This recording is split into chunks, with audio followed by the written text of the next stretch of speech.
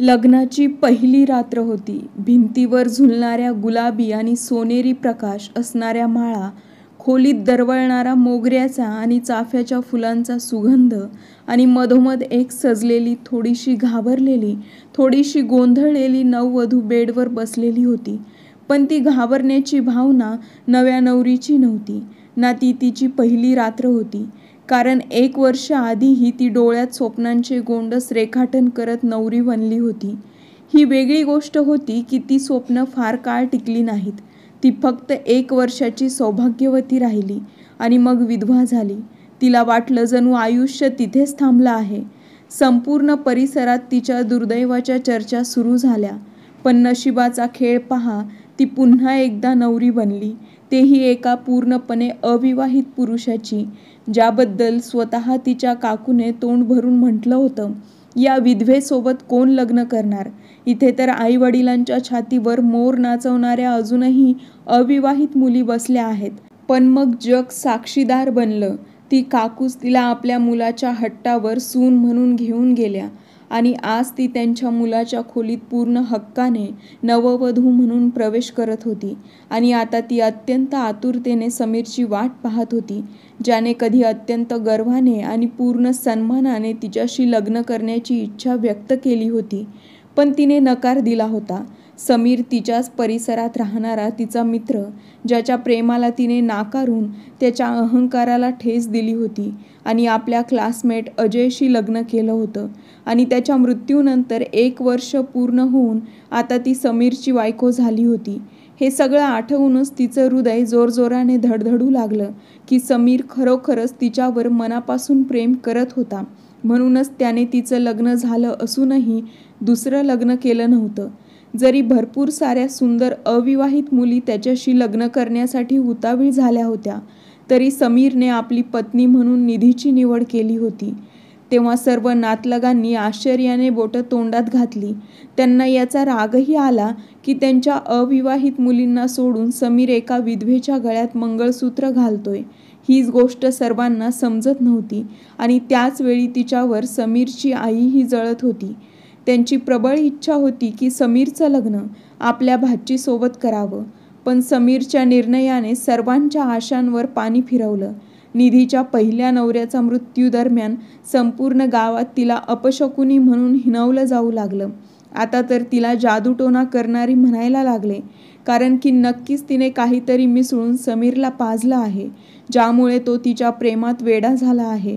अशा मुलीसोबत लग्न करण्यासाठी जिला स्वतः एकदा विधवा व्हावं लागलं होतं आणि जी त्याचं प्रेमही नाकारून एका श्रीमंत मुलाशी लग्न करून बसली होती. पण समीरने त्या सर्व कटू गोष्टी एका कानाने ऐकून दुसऱ्या कानाने बाहेर टाकल्या आणि आता समीरच्या वेड्या प्रेमाच्या कल्पनेने निधीची एक विचित्र, बेभान अवस्था झाली होती. डोळ्यात समीरच्या प्रेमाचा नशा उसळू लागला. लाजेने तिची नजर खालीच होती. तो पुरुष, ज्याच्या देखण्या व्यक्तिमत्वाने फक्त नातलगच नव्हे तर त्याला बघितल्यावर कोणतीही अनोळखी मुलगी स्तब्ध होऊन थांबत असे. उंच, भरगच्च शरीर यष्टी, जणू निसर्गाने निवांतपणे त्याला घडवलेलं. 6 फुटाहून अधिक उंची देह, रुंद खांदे, मजबूत बांधा, जणू एखाद्या रणयोद्ध्याचं शरीर. तो नेहमी शर्टचे वरचे बटन उघडे ठेवीत असे, ज्यातून डोकावणाऱ्या त्याच्या रुंद छातीचे सौंदर्य पाहून मन थरथरू लागे आणि नकळतपणे त्याच्या छातीवर डोकं ठेवावंसं वाटे. त्याच्या गवाळ वर्णात एक जादू होती, जी त्याला बघताना नजरेला झपाटून टाकत असे. तो जसं एखाद्या युद्धातील राजकुमारासारखा बंगल्यात फिरत असे, तसं सर्व नजरा त्याच्यावर स्थिरावलेल्या असायच्या. त्याच्या अत्तराचा वास मनात उतरल्यावर श्वास जड होई. प्रत्येक मुलीच्या स्वप्नात पांढऱ्या घोड्यावर बसून येणारा राजकुमार आता निधीचा नवरा झाला होता आणि हेच विचार निधीचे आनंदाने प्राण काढीत होते. ती समीरचा सलग मागील 1.5 तासापासून विचार करत करत बेधुंद होत चालली होती. तिला जर शक्य असतं तर ती स्वतःहूनच त्या खोलीतून बाहेर येऊन समीरच्या बाहुपाशात सामावून गेली असती. तिला वाट पाहणे कठीण होत होते. ती एक एक क्षण मोजून काढू लागली, पण तो एक असा कठोर प्रियकर होता जो तिला प्रतीक्षेच्या सुळीवर चढवून कदाचित तिच्या तडफडण्याचा आनंद घेत होता. येऊ दे एकदा, मग मीही त्याला वाट पाहण्याची मजा काय असते ते दाखवेन. तिनं तीव्र भावनांनी विचार केला. मग पाठ टेकवण्यासाठी तिने आधार घेतला. ती त्याच्या प्रतीक्षेत 1.5 तासापासून एकाच अवस्थेमध्ये बसली होती. तिची इच्छा होती की समीरने खोलीत प्रवेश करावा आणि तिच्या चेहऱ्यावर नजर पडताच तो वेडा व्हावा, कारण आज ती फारच सुंदर दिसत होती. तिच्या मनगटावर गडद मेहंदी लावलेली होती, ज्यावर समीरचे नाव लिहिलेले होते, ते नाव जे आजपासून तिची ओळख होते. तिने एक नजर आपल्या बोटांवर चमकणाऱ्या अंगठीवर टाकली, जी समीरने साखरपुड्याच्या वेळी स्वतःच्या हाताने घातली होती. तो क्षण आठवताच तिचे हृदय एका अनोख्या आनंदाने भरून आले. तिला अचानक समीरच्या हातातील घट्ट पकड आठवली तर ती लाजेने अजूनच लाल झाली. तिला समीरची ती पकड वाईट वाटली नाही. ती त्याच्या स्पर्शाची जाणीव घेत अंगठीवर बोटं फिरवू लागली. ती कल्पनाही करू शकत नव्हती की समीर अजूनही तिच्या प्रेमात इतका व्याकुळ असेल की संपूर्ण जगाशी भांडून तिचा नवरा बनेल. तिला आठवत होते जेव्हा ते दोघं तरुण होते तेव्हा समीरची नजर नेहमी तिच्यावर स्थिर असे. ती नजर जिच्यात तीव्रता होती, हक्काचा दावा होता आणि ती कधी कधी त्या नजरेशी भिडायची. पण आज तोच समीर तिचं नशीब बनला होता. तिची नजर कधी झुकायची, कधी अनाहूतपणे दाराच्या दिशेने उचलली जायची. तो क्षण जवळ येत होता. तिला माहीत होते समीर येईल, दार उघडेल आणि तिच्या आयुष्याचा नवा प्रवास सुरू होईल. हृदयाचे ठोके वेगाने वाढत होते, जसा प्रत्येक ठोका त्याचे नाव घेऊन पुकार करत असे. तिला अचानक आठवले जेव्हा संध्याकाळी लग्नानंतर समीरने तिला एक विचित्र हास्य करून पाहिले होते, तेव्हा ती गोंधळली होती. ती नजर जणू एका क्षणात तिच्या हृदयाला हलवून गेली होती. ती खोल, अतिशय खोल नजर जेव्हा तिच्यावर स्थिरावली तेव्हा निधीने अनाहूतपणे आपले डोळे झुकवले. मात्र त्यानंतर ती संपूर्ण मेजवानीत आपल्या नवऱ्याच्या उपस्थितीची जाणीव घेत राहिली. समीरचं अस्तित्व, त्याचे चोरटेपणाने पाहणे, त्याच्या जवळ येताना त्याच्या श्वासांचा आवाज तिचं हृदय बेकाबू करत होतं. तिने तिचा खालचा ओठ हलकेच दातात धरला, जसं स्वतःला शांत ठेवण्याचा प्रयत्न करत होती. स्वतःच्या मांडीवर ठेवलेले हात एकमेकात वारंवार गुंतत होते. डोळे झुकलेले होते. अचानक दरवाजाच्या हँडलमध्ये हालचाल झाली. निधीचे हृदय क्षणभरासाठी थरथरले. समीर असेल या विचाराने तिच्या हृदयाचे ठोके वाढले. दार उघडताच समीर आत आला. तिने डोळे बंद केले, पण त्याच्या पावलांचा आवाज जवळ येताना ऐकून तिच्या अंगावर एक प्रकारची थरथर झाली. ती स्वतःला सावरण्याचा प्रयत्न करत होती, पण प्रेमाने भरलेल्या बेधुंद अवस्थेच्या ओझ्याने तिचे खांदे झुकले. ती स्वतःला धीर देत होती. हृदयात एक विचित्र वादळ होते, पण चेहऱ्यावर काहीही व्यक्त होऊ नये तिची पूर्ण तयारी होती. तिने आपले डोके आणखी झुकवले, पण तिचे कान, तिची ऐकण्याची क्षमता समीरच्या श्वासांच्या आवाज ऐकण्यासाठी अधीर होते. ती प्रतीक्षा करत होती एखाद्या कोमल वाक्याची, एखाद्या प्रेमळ स्पर्शाची, पण समीरचा आवाज विषाने माखलेल्या तलवारीसारखा घुमला. आज अजयची आठवण तर खूप येत असेल. स्वाभाविक आहे बाबा. त्याच्यासारखं स्वप्नवत आयुष्य मी तर तयार करू शकलो नाही, कारण तो तर करोडपती होता. पण आज मी तो जुना गरीब समीर राहिलो नाही. करोडपती नाही, पण लक्षाधीश नक्कीच आहे. म्हणूनच माझा हात धरायला तुला उशीर झाला ना. खरंच तू खूप स्वार्थी आहेस निधी. निधीने अविश्वासाने नजर उचलून समीरच्या चेहऱ्याकडे पाहिले. त्यावर एक विचित्र हसू होते, पण त्या क्षणी तिला त्या हास्याचा अर्थ कळत होता. असं काय पाहतेस? काय मी चुकीचं बोललोय? तो तिरस्कारपूर्ण हसत म्हणाला. त्यावर निधीच्या शरीराने एक झटका घेतला. समीरचा हा अंदाज पाहून तिच्या अंगावर काटा आला. तिने आपली नजर झुकवली. तुझं हे लाजणं, हे झुकलेले डोळे कधी काळी हृदयावर घाव करत होते, पण आता तू पैशांची पुजारी आहेस, जी मला फसवू शकत नाही. निधीचा श्वास अडकला. समीरचा थंड चेहरा तिची शुद्ध हरपण्याला कारणीभूत ठरला. ती हळूच सरळ झाली आणि पलंगाच्या टोकाला पाय झुलवत बसली. तिला समीरच्या या प्रतिक्रियेची अजिबात अपेक्षा नव्हती. तिला वाटलं जसं एखादं भयंकर स्वप्न चाललंय आणि डोळे उघडले की कदाचित सर्व काही ठीक होईल. पण दुर्दैवाने ते स्वप्न नव्हतं, तर ती वास्तवता होती. समीरचे शब्द जणू चाकूने तिच्या हृदयावर वार करत होते आणि तिला घायाळ करत होते. ती हतबलतेने आपले बोटे मुठीत घट्ट पकडू लागली, जेणेकरून तिच्या हातांची थरथर थांबेल. समीर पुढे आला तर त्याच्या विशिष्ट सुगंध तिला जाणवायला लागला. पण आज तो सुगंध गोड वाटत नव्हता, घुसमट देत होता. तो निधीच्या अगदी समोर येऊन थांबला. मग त्याने एक विचित्र प्रश्न विचारला. तर निधी पूर्ण शरीराने थरथरली. चला सांगा, किती पैसे पाहिजेत तुम्हाला? निधीचं हृदय जणू कोणीतरी मुठीत घट्ट पकडलं होतं. तिने डोकं वर केलं. समीरच्या डोळ्यात तिरस्कार, द्वेष आणि दुःख सर्व काही साठलेलं दिसत होतं. ते तेच डोळे होते ज्यात कधी प्रेमाची चमक होती. किती पैसे पाहिजेत तुम्हाला निधी? काही विचारले तुम्हाला? समीरचा स्वर विषाने भरलेला होता. म्हणून तर तुम्ही मला नाकारलं होतं ना, पैशांसाठी? त्याने नोटांच्या गड्डी काढल्या आणि निधीसमोर हवेत फिरवून अचानक तिच्यावर उधळल्या. नोटा तिच्या पदरावर, केसांमध्ये, तिच्या मांडीवर जाऊन पडल्या. निधीचं हृदय दडपून गेलं, पण ती दगडासारखी बसून राहिली, जणू आयुष्य एका क्षणासाठी थांबून गेलं होतं. समीरचा आवाज पुन्हा घुमला. हे पैसे आहेत, आता तरी खुश व्हा. निधीच्या डोळ्यातून अश्रू अनावर होऊन गालावर वाहू लागले. तिचे हात थरथरत होते. तिने थरथरत्या बोटांनी पदर सावरला, पण ती तिचे अश्रू थांबवू शकली नाही, जे शांतपणे तिचे गाल ओले करत होते. ती समीर समोर काहीच बोलू शकत नव्हती. किती इच्छा झाली तरीही नाही. किती बरे झाले असते की तिच्या जिभेला शक्ती असती, तर ती सांगू शकली असती की ती कधीच लोभी नव्हती, कधीही पैशांच्या लालसेने भरलेली नव्हती. ना तिने मुद्दाम समीरच्या प्रेमाला नाकारलं होतं. ती त्याला सत्य सांगू इच्छित होती, पण तिची जीभ मुकी झाली होती. तसंही ती पहिल्या रात्री त्याला त्याच्या आईबद्दल काय सांगणार होती? तो आधीच इतका गैरसमजात होता. आईबद्दल काही ऐकले असते तर अजूनच गैरसमज वाढले असते. कारण तिला हे समजले होते की समीर ठरवून बसलाय, त्याला काहीही ऐकायचं नाही आणि समजायचं नाही. समीरने वाकून तिचा चेहरा हाताने वर उचलला. त्याच्या हातात कठोरता होती. ती सुस्कारा देखील सोडू शकली नाही. हे अश्रू कशासाठी आहेत निधी राणी? आनंदाचे तर नक्कीच नाहीत. नक्कीच पश्चातापाचे असतील की जो विचार केला होता तसा प्रसंग घडला नाही आणि भावही मिळाला नाही.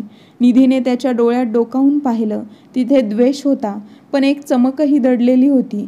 समीरच्या ओठांवर उपहास होता, पण डोळ्यात दुःख, ते दुःख जे त्याच्या आईने त्याच्या अंतःकरणात पेरलं होतं. निधीने थरथरत्या हाताने स्वतःचा चेहरा सोडवण्याचा प्रयत्न केला आणि तात्काळ तिथून उठून निघाली. पण समीरने तिचे मनगट पकडले. कुठे चाललीस? त्याचा आवाज कठोर होता. अजून तर तुझी खरी किंमत सांगायची आहे. तुझी किंमत या हृदयाने काय लावली आहे ते तर जाणून घे. निधीने प्रश्नार्थक नजरेने त्याच्याकडे पाहिलं. मी तुला बायकोच्या नात्याने पाहत नाही निधी. समीरचे शब्द तिच्या छातीत खंजिरासारखे घुसले. हे लग्न मी कुठल्या तरी भूतकाळाच्या दफन झालेल्या प्रेमाला पुन्हा मिळवण्यासाठी नाही केलं, तर बदला घेण्यासाठी केलं आहे. आणि त्यासाठी मला याहून चांगला मार्ग दिसला नाही. आणि बघ, मी जिंकलो आणि तू माझ्या फसवणुकीच्या जाळ्यात अडकलीस. तो एखाद्या वेडसरसारखा हसत होता. तुला काय वाटलं होतं? पुन्हा एक लक्षाधीश माणूस मिळाला ज्याच्याद्वारे तू तुझ्या सर्व मनोकामना पूर्ण करशील, तर ती तुझी फसवी कल्पना आहे. आजपासून सर्व ऐशो आराम विसरून जा. आणि सगळ्यात महत्त्वाचं हे लक्षात ठेव, तू माझी बायको नाहीस तर एक वेश्या आहेस. वेश्या आहेस. निधीच्या तोंडातून हे शब्द तुटक तुटक बाहेर आले. ही कसली भाषा वापरताय तुम्ही? आपलं लग्न झालं आहे आणि त्यामुळे मी तुमची पत्नी आहे, कोणतीही वेश्या नाही. शुद्धीवर या. तुम्ही मला वेश्या कसं समजू शकता? जी लायकी आहे त्याप्रमाणे स्थान देईल ना मॅडम. जशी एक वेश्या जेव्हा दिल खुश करते तेव्हा पैसे घेते, अगदी तशीच जेव्हा तू मला खुश करशील तेव्हा तुला पैसे दिले जातील. हे ऐकून निधीचा संपूर्ण देह थरथरला. मग कुठून कसे साहस आले की तिने थरथरत्या हातांनी उठून एक जोरदार थप्पड समीरच्या चेहऱ्यावर मारली आणि खोलीत एकदम शांतता पसरली. आता फक्त त्यांच्या दोघांच्या श्वासांचा आवाज घुमत होता. समीरने हळुवारपणे गालावर हात ठेवून अविश्वासाने निधीकडे पाहिलं. मग त्याने आपला हात चेहऱ्यावरून हटवून आपली मान उजवी डावीकडे झटकली. त्याच्या डोळ्यात इतकी आग होती की निधी 2 पावलं मागे सरकली. तिचा श्वास फुललेला होता. मी वेश्या नाही समीर, जर तू मला या हेतूने लग्न करून आणलं असेल तर लक्षात ठेव, तू आपल्या नात्याचा चुकीचा पाया घालतोयस, ती किंचाळत बोलली. पण समीरकडे पाहून असं वाटत होतं की तो तिचं काहीच ऐकत नव्हता. तिचे डोळे समीरच्या चेहऱ्यावर स्थिर झालेले होते, जिथे थप्पडाचा ठसा स्पष्ट दिसत होता. मात्र समीरचे खोल डोळे कोरडे झाले होते. तो पापण्या बंद करणं विसरलेला होता. हे मी काय करून बसले? तिला पश्चाताप होऊ लागला की हे काय घडून बसलं. तिच्या मनात अचानक विचार आला की मला माफी मागायला हवी होती, याच्या आधी की ती त्याच्याकडे वळली असते. समीरच्या हातांची घट्ट पकड तिला आपल्यावर जाणवली आणि काही समजण्याआधी समीर तिला खेचत दरवाजाकडे नेऊ लागला. तेव्हा ती जणू भानावर आली. हा मला खोली बाहेर का नेतोय? घर पाहुण्यांनी भरलेलं आहे. अशा अवस्थेत मी जर बाहेर गेले आणि कोणाचं तरी लक्ष पडलं तर काय होईल?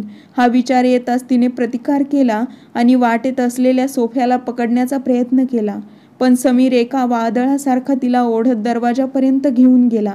तेव्हा ती अचानक किंचाळत, सोडा मला समीर, काय करत आहात? कुठे घेऊन जात आहात? तिचे ओठ थरथरत होते. आवाज लज्जा आणि भीतीने भरलेला होता. पण समीर तर जणू तापला होता. तो तिला खेचत दरवाजाबाहेर घेऊन गेला, पण एक शब्दही त्याने तोंडून काढला नाही. निधी त्याच वेगाने चालणाऱ्या पावलांबरोबर ओढली जात होती. तिचा हात समीरच्या घट्ट पकडीतून वेदनेने बधीर झाला होता. जसं त्याने खोलीचा दार उघडलं तशी ती एकदम भीतीने घाबरून बोलली, समीर हे बघ, पाहुणे बाहेर आहेत, कोणी पाहिलं तर? ती दरवाजाच्या बाहेर जाणं टाळत होती आणि खोलीच्या आतच आपले आणि समीरचे प्रश्न गोपनीयतेने सोडवण्याचा प्रयत्न करत होती. पण तिचे सर्व प्रयत्न अपयशी ठरत होते.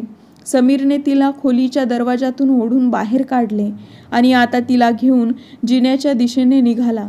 ती घाबरून वारंवार मागे वळून पाहत होती. तिचा श्वास फुललेला होता. लग्नाचं घर होतं. आतून हशा, टाळी आणि गप्पांचा आवाज येत होता. कोणीही दरवाजा उघडू शकत होतं, कोणीही बाहेर येऊ शकत होतं. पण समीरला काहीही पर्वा नव्हती. तो आपल्या थंड डोळ्यांसह आणि दगडासारख्या कठोर मनाने तिला लॉन ओलांडून पोर्चकडे घेऊन गेला. तेव्हा निधीचं हृदय गळ्याला येऊन अडकलं. तिच्या डोळ्यात पाणी भरू लागले. तिला समजत नव्हतं की समीर तिला इथे का घेऊन आला आहे. अचानक समीरने अत्यंत कठोर स्वरात चौकीदाराला गेट उघडण्याचा आदेश दिला आणि स्वतः ड्रायव्हिंग सीटकडे वळला. ती हादरून सगळी घडामोड पाहत होती आणि समीरच्या वागण्यात थोडी दया शोधण्याचा व्यर्थ प्रयत्न करत होती. समीरने गाडी स्टार्ट केली आणि मग गाडी बाहेर घेऊन तिच्याजवळ आला. बस, त्याने कठोर आवाजात सांगितलं. निधीचे डोळे विस्फारले गेले. नाही समीर, मी इथून कुठेही जाणार नाही. प्लीज समीर, मला माफ करा. ती हात जोडायला लागली होती. पण समीरने गाडीचं मागचं दार उघडलं आणि तिला जणू धक्का देऊन गाडीच्या आत फेकलं. धक्का इतका जोरात होता की ती उलट चेहऱ्याने सीटवर पडली. पदर खांद्यावरून घसरला आणि या अपमानाने तिच्या पायाखालची जमीन सरकली. समीरने तिच्या बाजूचा दरवाजा जोरात बंद केला आणि पुढच्या सीटवर येऊन बसला. चौकीदार त्यांच्याकडे पाहत होता. हे पाहून निधीने घाबरून विचारलं, समीर, तुम्ही मला कुठे घेऊन जात आहात? ती विचारल्याशिवाय राहू शकली नाही. तिच्या मनात भीतीने काजवे चमकत होते. पण समीर जणू गप्पच झाला होता. तिला वाटत होतं जणू ती एखाद्या भिंतीशी बोलते. मग ती जोरजोराने रडायला लागली. पण समीरने एकदाही मागे वळून पाहिलं नाही. आता ती थरथरत होती. तिच्या हृदयाची अवस्था जणू ती एखाद्या विहिरीच्या कड्यावर उभा आहे आणि खाली कोसळण्याची भीती मनात आहे अशी झाली होती. ती वारंवार वळून पोर्चच्या मुख्य दरवाजाकडे पाहत होती. कदाचित तिची सासू बाहेर येईल आणि मध्ये पडेल आणि कदाचित समीर थांबेल. पण तिच्या सर्व आशा संपल्या होत्या जेव्हा समीरने गाडी गेटच्या बाहेर काढली. निधीचे डोळे समोर पाहत होते, पण तिचं मन अंधारात बुडालं होतं. ती निश्चल बसली होती. तिच्या कानात समीरचा टोमणा, त्याचा तिरस्कार घुमत होता. हा तोच माणूस होता ज्याच्या प्रेमावर ती कधी विश्वास ठेवत होती. पण आता तोच माणूस तिला टोमणे मारत होता, धक्के देत होता आणि कुठे नेत होता हेही माहीत नव्हतं. गाडीच्या खिडकीतून बाहेरचं दृश्य झपाट्याने मागे जात होते. पण तिचं डोकं इतकं सुन्न झालं होतं की तिला काहीही समजत नव्हतं की रात्रीच्या शेवटच्या प्रहरी, लग्नाच्या पहिल्या रात्री तिचा नवरा तिला रस्त्यावर का घेऊन आला. पण जसं गाडीने ब्रेक लावला तसं ती दचकली. गेटकडे नजर गेल्यावर तिचे डोळे विस्फारले गेले, कारण ते तिच्या स्वतःच्या बाबांचं घर होतं, जिथून तिची काही तासांपूर्वीच पाठवणी झाली होती. गाडीच्या हेडलाईट्समध्ये तिचं रंगीबेरंगी दिव्यांनी सजलेलं घर स्पष्ट दिसत होतं. घराच्या आतून अजूनही पाहुण्यांच्या बोलण्याचे आणि हसण्याचे आवाज येत होते.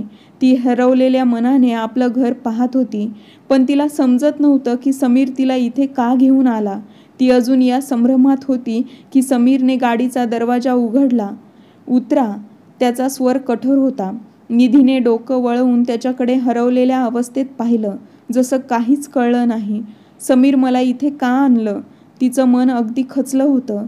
समीरने एक क्षण तिच्या डोळ्यात पाहिलं, तेव्हा त्याचं स्वतःचं हृदयही हललं. पण लगेचच स्वतःला सावरत तो कठोरपणे म्हणाला, उतरा निधी, इथंच तुमचं स्थान आहे. ती थिजून गेली होती. हात निष्प्रभ झाले. पहिल्या दिवसाची नववधू पुन्हा तिच्या वडिलांच्या दारात उभी होती. तिचं शरीर जणू बधीर झालं होतं. निधीने कसंबसं आपलं पाऊल जमिनीवर ठेवलं तर असं वाटलं जसं ती जमिनीतच गाडून जाईल. ती अजून नीट उभीही राहिली नव्हती की समीरने गाडी पुढे काढली. आता ती तिच्या आईबाबांच्या घरासमोर उभी होती, एकटी, आणि समीर निघून गेला होता. गल्लीत दोन्ही बाजूला अंधार होता, पण तिचं घर अजूनही उजळत होतं. असं वाटत होतं जसं एखाद्या नववधूच्या मस्तकी अजूनही तारे लावलेले आहेत. ती दरवाजापर्यंत पोहोचली. हात थरथरत दरवाजावर ठेवला. न सांगण्याचा विचार करत होती, पण थांबली. कसंबसं परत जाईन. काय सांगू आई वडिलांना? काय सांगू भावंडांना, पाहुण्यांना? लोक विचारतील, अरे काय झालं? नववधू का परत आली? काय घडलं पहिल्या रात्री? का बाहेर काढली गेली? निधीचं मन बेचैन झालं की तिथेच जमीन फाटून ती आत शिरावी. डोळ्यातून अश्रू वाहू लागले. हात मागे घेतला, पुन्हा पुढे आणला, पण दरवाजावर टकटक करता येईना. ती फक्त भिंतीचा आधार घेऊन उभी राहिली. तिच्या मणक्यापर्यंत थंडीची लहर पसरली होती. प्रत्येक आठवण, प्रत्येक शब्द, प्रत्येक स्वप्न तुटून विखरलेलं होतं. तिला वाटलं तिच्या वधूसंघाने तयार केलेल्या पोशाखाला आग लागली आहे आणि तिचं सगळं शरीर जळतंय. तिचे केस विस्कटलेले होते. चेहरा अश्रूंनी भिजलेला होता. तिजीचा विवाह सर्वांसमोर समीरशी झाला होता. ती आज फक्त बदनामीचा डाग बनून पुन्हा तिथे उभी होती जिथून ती निघाली होती. या अवस्थेत जर तिच्या आईबाबांनी तिला पाहिले असते तर कदाचित हार्ट अटॅकनेच मेले असते. हे देवा, मी काय करू? कुठे जाऊ? कसा आवाज देऊ? तिला स्वतःची इज्जत आपल्या पायाखाली पडलेली दिसत होती. तिला तिथे उभं राहून जवळपास 25 मिनिटं झाली होती. तिने मनात घट्ट निर्धार केला की ती कोणत्याही परिस्थितीत दरवाजावर टकटक करणार नाही. रात्रीच्या या प्रहरी गल्लीत पूर्ण शांतता होती. काहीही होऊ शकत होतं. ती नववधूच्या पोशाखात दागदागिन्यांनी मढलेली होती, उभी होती. अशा परिस्थितीत काहीही अनर्थ घडू शकत होता. ती मनातल्या मनात भीतीने थरथरत होती. काश माझ्याकडे थोडेसे पैसे असते तर मी इथून निघून गेली असती. स्वतःच्या सन्मानाचाही पर्वा केली नसती. पण तिने आपल्या मेहंदीने रंगलेल्या रिकाम्या हातांकडे पाहिलं. एक हतबलता होती. तिचे डोळे पुन्हा एकदा अश्रूंनी भरले. शेवटी किती काळ ती इथे उभी राहू शकली असती? जर तिने दरवाजावर टकटक करून आपल्या वडिलांना उठवलं असतं तर काय ती त्यांच्या डोळ्यात नजर टाकू शकली असती? पण ते तर आईवडील आहेत. ते तिला आपलंसं करतील. पण घरातील इतर नातेवाईक तिला अशा उद्ध्वस्त अवस्थेत पाहून किती प्रकारच्या निंदा नालस्ती करतील. ती तर अजून पहिल्याच विधवत्वाच्या टोमण्यामधून बाहेर आलेली नव्हती. आता एक नवा टोमणा तिची वाट पाहत होता. तिच्या घशात एक गिळलेला हुंदका अडकल्यासारखा झाला. ती नजर चुकवत अंधाराकडे पाहू लागली. अचानक एका वेगवान मोटरसायकलच्या आवाजाने ती दचकली आणि जोरात उडी मारून घाबरून मागे सरकली. मोटरसायकल तिच्या समोरून गेली, ज्यावर 2 मुले बसलेली होती. निधीचं हृदय जोरजोरात धडधडत होतं. पण जशी ती बाईक नजरेआड झाली, तिने सुटकेचा निश्वास टाकला. पण हा आराम फक्त काही क्षणांचा पाहुणा होता. अचानक तीच मोटरसायकल परत फिरून येताना दिसली. यावेळी ते बाईकवाले मुले स्पष्टपणे तिच्याकडे पाहत बाईक सावकाश चालवत तिच्या जवळ येत होते. त्यांना पाहून निधीचा श्वास अडकल्यासारखा झाला. ती घाबरून लगेच गेटच्या जवळ जाण्याचा प्रयत्न करत होती की बाईकवरून एक मुलगा उतरून तिच्यासमोर उभा राहिला. डोळ्यात विचित्र भाव आणि चेहऱ्यावर विकृत हसू आणून तिच्याकडे विकृत नजऱ्यांनी पाहत होता. निधी डगमगत 2 पावलं मागे सरकली की अचानक तिच्या मागे उभा असलेला दुसरा मुलगा तिच्या अगदी जवळ येऊन उभा राहिला. आता ती दोघांच्या मध्ये अडकली होती. समोर अंधारी गल्ली, मागे बंद दरवाजा आणि त्या मुलांच्या डोळ्यातील हिंसा पाहून निधीचं संपूर्ण शरीर थरथरत होतं. थरथरत्या ओठांनी तिने म्हटलं, "काय उद्धटपणा आहे, जा इथून. मी आत्ता माझ्या आईबाबांना हाक मारते." समोरच्या मुलांची हसण्याची लकेर जणू एखाद्या खंजिरासारखी तिच्या हृदयात खोलवर घुसली. "आई बाबा? हे घर तुझ्या आईबाबांचं तर वाटत नाही. वाटतं सासरच्यांनी तुला घराबाहेर काढलंय.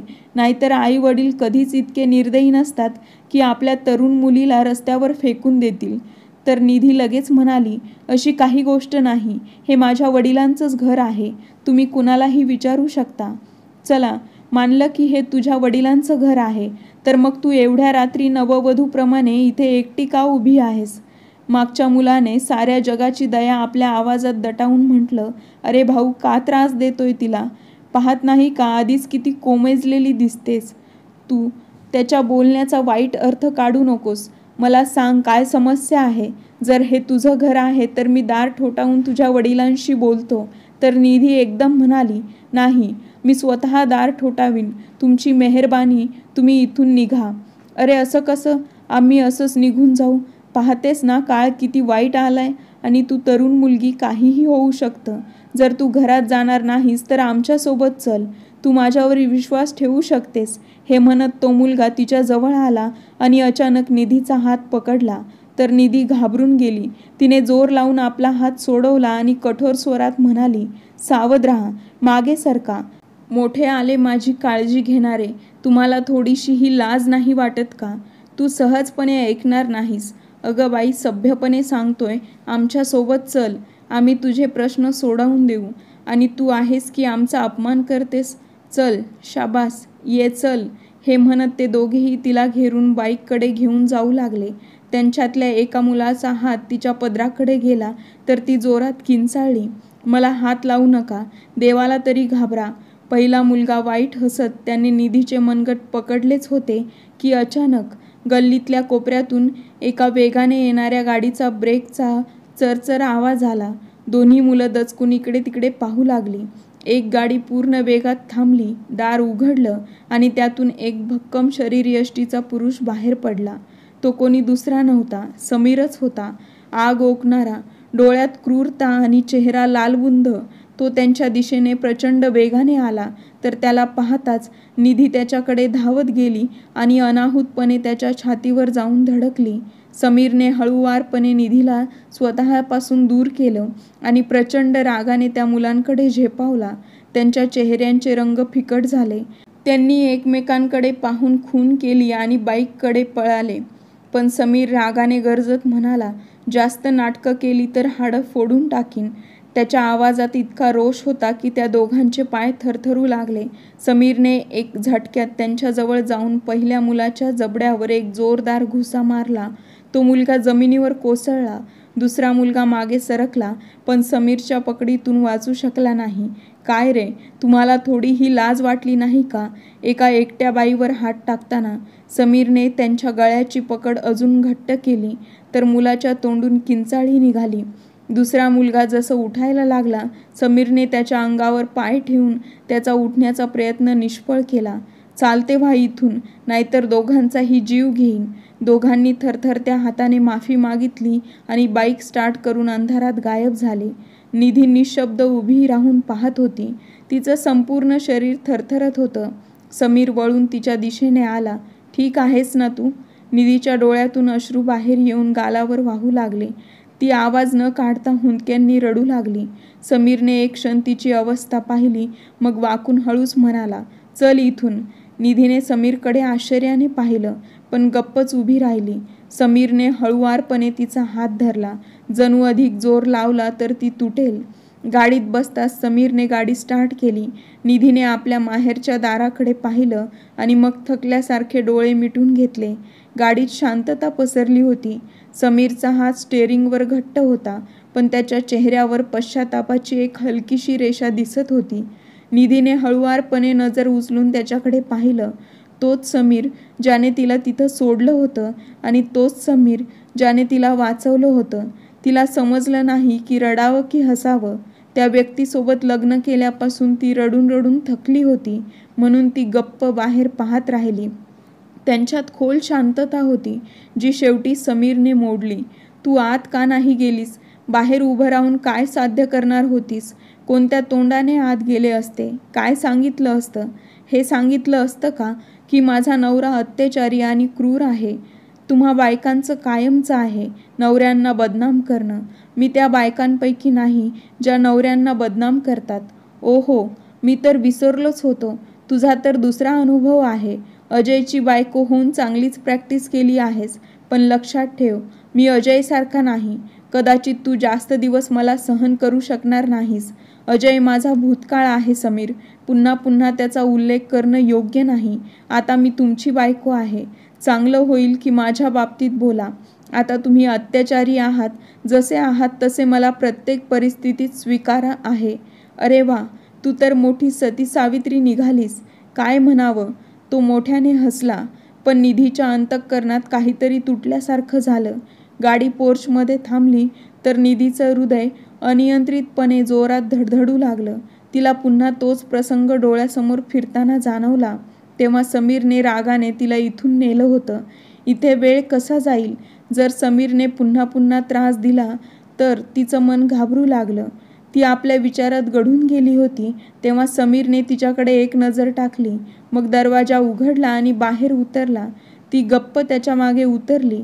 दरवाजा बंद करणार होती तेव्हा तिची नजर थेट समोर उभ्या असलेल्या त्या काकूवर पडली, जी सासूच्या रूपात दोन्ही हात कमरेवर ठेवून डोळ्यात आग घेऊन तिला रोखून पाहत होती. चेहऱ्यावर असीम कठोरता होती आणि जिभेवर विष. निधीचं हृदय दडपून गेलं. ती पटकन तिच्या दिशेने आली. वा ग वा, आता तर पाऊल ठेवलं या घरात आणि लगेच आपले खरे रंग दाखवायला सुरुवात केली आहेस. सासूबाईचा स्वर तीव्र, कटू आणि चेष्टेखोर होता. पहिल्या रात्रीच्या नववधूचे असे गुण तुमच्याशिवाय कुणाकडे पाहिले ना ऐकले. तुझ्याच अशा स्वभावाने तुझा पहिला नवरा संपला. आता काय माझ्या मुलालाही बर्बाद करायचं ठरवले आहे का? काय आग लागली होती अशी की तुला रात्रीच्या प्रहरी दागिन्यांनी भरलेली रस्त्यावर भटकत होतीस? निधीचा चेहरा एकदम फिकट पडला. ती सासूकडे पाहू लागली. डोळ्यात आश्चर्य, दुःख आणि अविश्वासाचे प्रतिबिंब होते. तिच्या घशात जणू शब्द अडकले. सासूच्या नजरा आता तिच्या दागिन्यांवर स्थिर झाल्या. आणि हे दागिने उतरवून ठेव आणि खबरदार पुन्हा बाहेर घालून गेलीस तर. खूप महागडे आहेत. पण तुला कसं समजणार? तुला तर सहज मिळालेत. निधीचे डोळे एकदम पाणावले. ती काही बोलू इच्छित होती, पण एका गुदमरत असलेल्या सुस्काऱ्याखेरीज काहीही बाहेर पडू शकलं नाही. ती सांगू इच्छित होती. समीरने स्वतः धक्के मारून तिला बाहेर फेकलं होतं. तो स्वतः तिला सोडून गेला होता. या घरात आल्यावर त्यांच्या मुलाच्या हातून काय काय सहन केलं आहे ते ती सांगू शकली नाही. शब्द ओठांवर आले आणि थांबले. मग ती हिम्मत करून काही बोलणार होती की अचानक समीरचा आवाज घुमला. आई, तुला काय झालंय? नवी सून आहे. 1 दिवसाचा शौक आहे. करू द्या. मग आम्ही तिला आपल्या रांगेत आणू. काळजी करू नकोस तू. तू जा आणि आराम कर. काकूने समीरचं बोलणं ऐकून नाक मुरडलं. मग एक कटू नजर निधीवर टाकली. समीर, मी तुला आधीच म्हटलं होतं ही मुलगी अपशकुनी आहे. हे म्हणून ती झपाट्याने वळली आणि आत निघून गेली. पण निधी एक पाऊलही हलली नाही. तिचे डोळे समीरवर खिळले होते, जसे विचारत होते हे सगळं का होऊ दिलं. पण समीरने तिच्याकडे पाहिलंही नाही. गाडी लॉक केली आणि मोठ्या बेफिक्रीने सरळ आत निघून गेला. तर ती तशीच उभी राहिली. तिला जाणवलं जसं पायाखालची जमीन सरकली आहे. अशी अपरिचितता, अशी अपमानाची भावना तिला सहन होत नव्हती. तिला माहीत होतं की आता तिला स्वतःहून आपल्या खोलीत जावं लागणार. समीर तर जणू विसरला होता की तो तिच्यासोबत आलाय. मग तिने आपल्या साडीच्या निऱ्या थोड्या वर उचलल्या आणि हळूहळू पावलं उचलत आतल्या दिशेने निघाली. प्रत्येक पावलावर आठवणी कानात कुजबुजत होत्या. हे तेच घर आहे जिथे एकेकाळी आनंदाचं स्वप्न होतं आणि आज इथे फक्त क्रूरतेची भावना होती. पायऱ्या चढताना तिचं हृदय धडधडत होतं. शेवटी ती आपल्या खोलीच्या दारापर्यंत पोहोचली. दार अर्धवट उघडं होतं. तिने हळुवारपणे धक्का दिला आणि आत शिरली. तिच्या नजरा थेट बेडवर स्थिरावल्या. तिथे समीर आडवा पडलेला होता, एक हात डोक्याखाली ठेवलेला, डोळे मिटलेले. त्याचा देखणा चेहरा सपाट होता, भावना शून्य. ती एक क्षणभर थांबली. तिने भरभरून समीरकडे पाहिलं, मग नजर वळवली. हृदयात एक विचित्र ओझं दाटून आलं. तिला कळेना, जो माणूस काही वेळापूर्वी तिच्यावर ओरडत होता, तिला झिडकारत होता, तोच आता गप्प का झाला होता आणि परत का आणलं होतं. ती शांतपणे आरशासमोर जाऊन उभी राहिली. तिचे हात थरथरत होते. दागिने काढताना तिच्या कानात दुखायला लागलं. जणू त्या सोन्याच्या कानातल्यांनी तिच्या वेदना साठवल्या होत्या. काही क्षण गेले तर तिने वॉर्डरोब उघडली आणि एक हलकासा कॉटनचा सूट काढला. ती कल्पनाही करू शकत नव्हती की समीरच्या उपस्थितीत कपडे बदलू शकेल, पण आता पर्याय नव्हता. समीर झोपलेला होता किंवा कदाचित झोपेचं नाटक करत होता. तिला काही समजत नव्हतं. तिने खूप काळजीपूर्वक आपल्या लग्नाचा पोशाख उतरवला आणि पंजाबी ड्रेस घातला. कपडे बदलल्यावर तिने खोल श्वास घेतला. बेडवरून उशी उचलली आणि सोफ्याकडे वळली. अजून उशी ठेवत होती तेवढ्यात समीरचा आवाज घुमला, "इथे ये." ती थबकली. पलटून पाहिलं तर समीर तिच्याकडे पाहत होता. "बेडवर येऊन झोप," तो आदेश देणाऱ्या स्वरात म्हणाला. तर निधीच्या हृदयाच्या ठोक्यात थोडक्यात श्वास उतरला. "मी इथेच ठीक आहे," ती हळुवारपणे म्हणाली. तिच्या झुकलेल्या नजरेला पाहून समीरच्या चेहऱ्यावर काही भाव उमटले आणि मग त्याने स्वतःची उशी उचलून सोफ्यावर झोपण्याची तयारी केली. म्हणून निधीलाही नाविलाजाने बेडवर जावं लागलं. दोघात चांगलंच अंतर होतं. जणू एक भिंत उभी होती.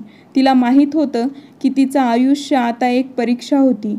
पण एका रात्रीतच समीरचे अनेक रंग तिच्यासमोर उघड झाले होते आणि त्याच्या प्रत्येक वागणुकीने तिला आश्चर्यचकित केलं होतं. कदाचित तो आजही तिच्याप्रती मनात कुठेतरी नरम भावना बाळगून होता. ती त्या शक्यतेवर विचार करू लागली आणि गोंधळून गेली. ती स्वतः त्या माणसाला आणि त्या नव्या नात्याला स्वीकारायला लागली की हे केवळ तिच्या मनाची गुंतागुंत होती, जी एवढं सगळं घडूनही समीरसाठी धडधडत होती. ती समजू शकली नाही, पण निधीचा प्रत्येक दिवस सासरी कठीण होता. तिची सासू एक टिपिकल सासूची भूमिका अगदी चोख बजावत होती. तिच्या प्रत्येक कामात दोष काढणं त्यांचं कर्तव्यच होतं. तसंच निधीला सर्वात जास्त त्रासदायक गोष्ट होती की त्या तिच्यावर संशय घेत होत्या. त्यांनी अनेकदा समीरच्या कानावर घातलं होतं की ही घरातल्या नोकरांशी हसून हसून बोलते. घरात जर कोणी पाहुणा यायचा, विशेषतः समीरचा कोणी मित्र, तर ती नोकरांच्या हातून चहा न पाठवता निधीच्या हातून चहा पाठवायची. ती असं मुद्दाम करायची म्हणजे समीरच्या मनातून निधी उतरून जाईल. त्यांना वाटायचं की फार लवकर त्या निधी आणि समीरचा घटस्फोट मिळवून देतील. पण दूरपर्यंत असं काही घडताना दिसलं नाही, म्हणून त्या फारच अस्वस्थ होऊ लागल्या. त्याच काळात समीरचा व्यवसाय वाईट प्रकारे बुडायला लागला आणि तो पैशाला मोहताज झाला. समीरला एक काळजी होती आपल्या व्यवसायाची आणि दुसरीकडे ही भीती सतावत होती की निधी त्याला सोडून जाईल, कारण त्याच्या मनात ही गोष्ट ठाम झाली होती की निधीचं फक्त पैशांवर प्रेम आहे. याचा सतत विचार करून तो फार आजारी पडला. त्याचं सगळं भांडवल बुडालं. आता त्याच्याकडे इतके पैसे नव्हते की नोकरांना नियमित पगार देऊ शकेल, म्हणून नोकरांना कमी केलं गेलं. आता सगळं काम निधीच्या खांद्यावर आलं होतं.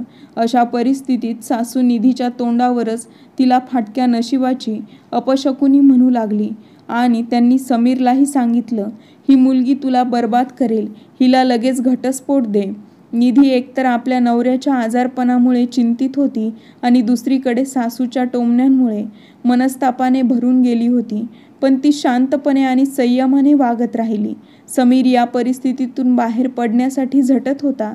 या कठीण काळात त्याने आपल्या भाऊ बहिणींकडून मदतीची विनंती केली, पण त्या कठीण काळात ते काहीच उपयोगी आले नाहीत. उलट त्यांनी समीरशी संपर्क तोडला. मग त्याची स्वतःची आई समीरला या अवस्थेत एकटं सोडून निघून गेली, हे सांगून की ती आपल्या मोठ्या मुलाकडे इंग्लंडला चालली आहे. समीर या कठीण काळात आपल्या आईच्या या कठोरतेमुळे आणखीनच तुटून गेला. त्याला वाटायचं की साऱ्या दुनियेने जरी सोडलं तरी त्याची आई त्याच्यासोबत राहील. अशा परिस्थितीत तो खूप चिडचिडा झाला आणि एक दिवस त्याने निधीला विचारलं, तू अजूनपर्यंत माझ्यासोबत का आहेस? पण निधी कुठलीही तक्रार न करता सावलीसारखी त्याच्यासोबत होती.